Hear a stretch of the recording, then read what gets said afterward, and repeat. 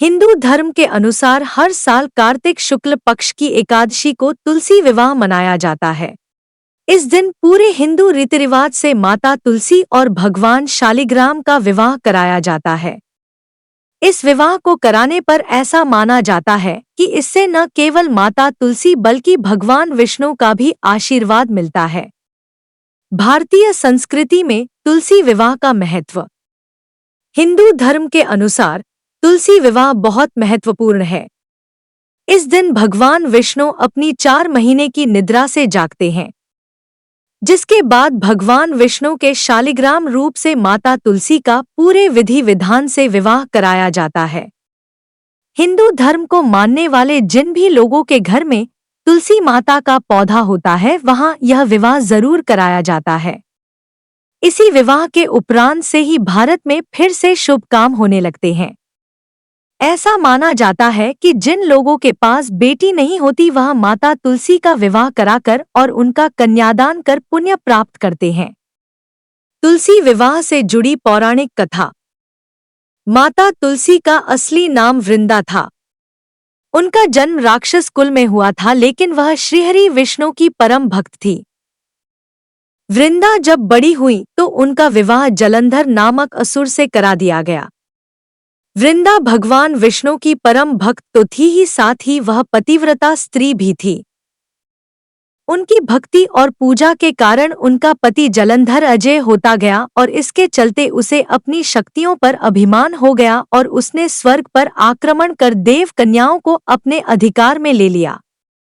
इससे क्रोधित होकर सभी देव भगवान श्रीहरि विष्णु की शरण में गए और जलंधर के आतंक का अंत करने की प्रार्थना की। परंतु जलंधर का अंत करने के लिए सबसे पहले उसकी पत्नी वृंदा का सतीत्व भंग करना अनिवार्य था। भगवान विष्णु ने अपनी माया से जलंधर का रूप धारण कर वृंदा के पतिव्रत धर्म को नष्ट कर दिया और इसके परिणामस्वरूप जलंधर की शक्ति क्षीण हो गई और वह युद्ध में मारा गया। लेकिन जब वृंदा को श्रीहरि के छल का पता चला तो उन्होंने भगवान विष्णु से कहा, हे नाथ, मैंने आजीवन आपकी आराधना की, आपने मेरे साथ ऐसा कृत्य कैसे किया? इस प्रश्न का कोई उत्तर श्रीहरि नहीं दे पाए और तब वृंदा ने भगवान विष्णु से कहा कि आपने मेरे साथ एक पाषाण की तरह व्यवहार किया, मैं आपको शाप देती हूँ कि आप पाषाण बन जाएं। यह कहते ही भगवान श्री हरि पत्थर समान हो गए और सृष्टि का संतुलन बिगड़ने लगा। तब देवताओं ने वृंदा से याचना की कि वे अपना श्राप वह वापस ले लें। भगवान विष्णु भी वृंदा के साथ हुए छल से लज्जित थे और अंत में उन्होंने भगवान विष्णु को क्षमा कर दिया और भगवान विष्णु को श्राप मुक्त कर जलंधर के साथ सती हो गईं। वृंदा की राख से एक पौधा निकला जिसे श्रीहरि विष्णु ने तुलसी नाम दिया और वरदान दिया कि तुलसी के बिना मैं किसी भी प्रसाद को ग्रहण नहीं करूंगा। मेरे शालिग्राम रूप से तुलसी का विवाह होगा और कालांतर में लोग इस तिथि को तुलसी विवाह करेंगे, उन्हें सुख और सौभाग्य की प्राप्ति होगी। तुलसी विवाह पूजा विधि। तुलसी विवाह के दिन सूर्योदय से पूर्व ही उठकर नित्य क्रियाओं से निवृत्त होकर स्नान करें और साफ सुथरे वस्त्र धारण करें। इसके बाद तुलसी जी को लाल रंग की चुनरी चढ़ाएं और उन्हें श्रृंगार की सभी वस्तुएं अर्पित करें।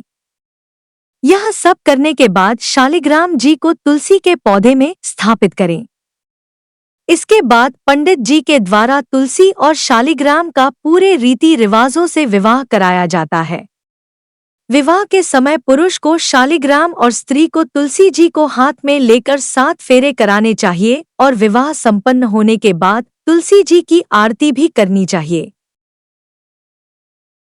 अगर आपको यह जानकारी पसंद आई हो तो इस वीडियो को लाइक और शेयर करें। हमारे चैनल को सब्सक्राइब करें और इस वीडियो को अपने दोस्तों और परिवार के साथ जरूर साझा करें। और कमेंट बॉक्स में जय तुलसी मां जरूर लिखें। आपका दिन मंगलमय हो। धन्यवाद।